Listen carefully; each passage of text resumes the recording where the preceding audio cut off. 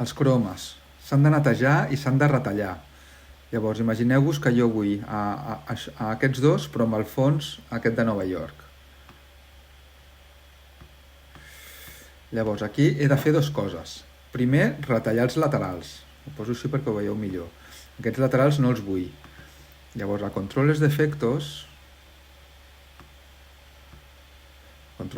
sense que jo posi cap efecte, no he de posar efecte recortar. Ja per defecte em surten aquí, veus? Estic clicant i arrossegant, I trec els laterals. Estic aquí, En movimiento, veieu el desplegable aquest? Aquí. A dalt i a baix no em cal. I aquí sí.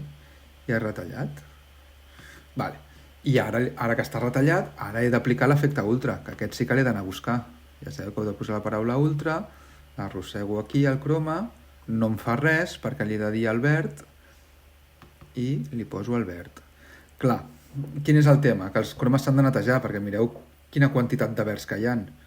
Llavors anem a fer-ho, queda fatal, i anem a netejar-ho. Com es neteja? Dins del propi efecte hi ha generació de mate i limpieza de mate. Són dos desplegables. Desplegables vol dir que si clico se'm obren moltes opcions. I tots aquests numerets que estan en blau, clico i sense deixar de clicar arrossego, dreta i esquerra. I alguns seran millor, altres pitjor. Que me l'ha hecho fatal? Bueno, control Z. Control Z. A veure aquest. Aquest tampoc em fa res.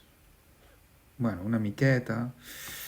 Aquest no em fa gaire. Sí, aquest sí, bastant bé. No sempre és el mateix. Ara aquest sombra m'ha funcionat, però no vol dir que sempre funcioni sombra, Depèn de com està el croma. I vaig tocant i mira, així ja m'he quedat resultant. I ara ja està, d'acord? I així és com es neteja un croma.